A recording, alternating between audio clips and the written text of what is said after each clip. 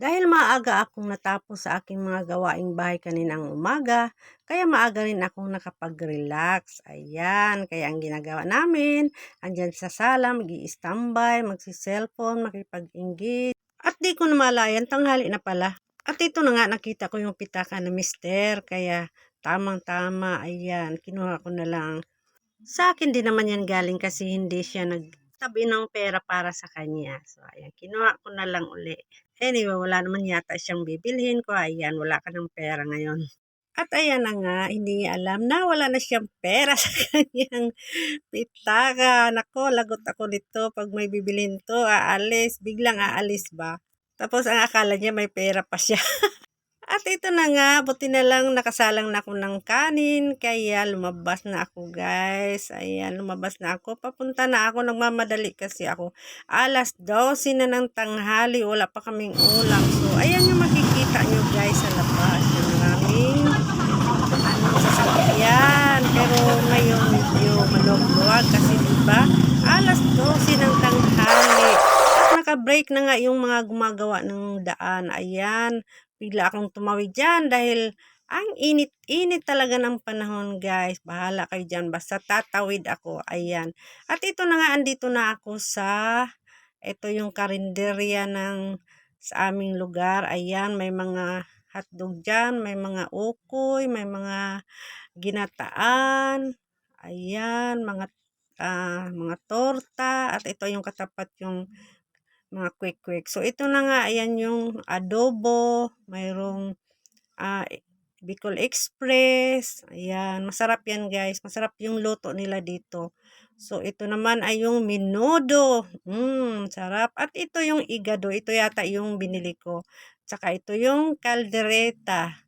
Ang ano lang dito guys, hindi sila nagbibinta ng beef, kundi puro baboy lang kasi nagtitinda din sila ng baboy. So, ang binili ko nga ay yung igado at saka yung anong tawag dito? Yung caldereta, yung ribs ba? So, ito na nga.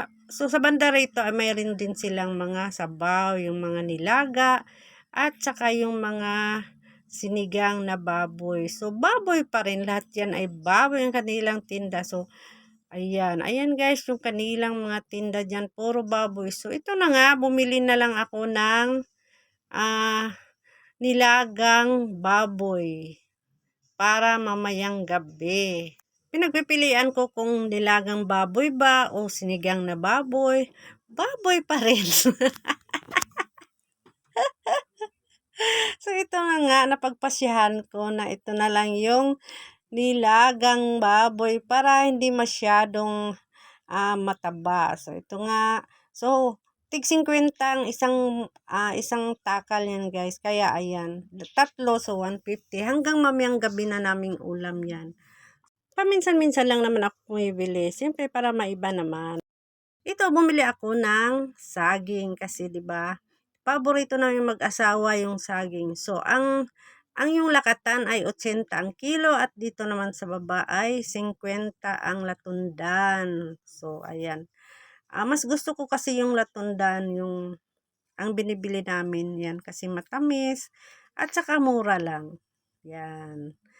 Bumili ako ng konti lang para madaling maubos kasi pag ano naman kasi nalalata eh. At ito naman guys, yung pauwi na ako, ito na naman tayo sa dami ng sasakyan.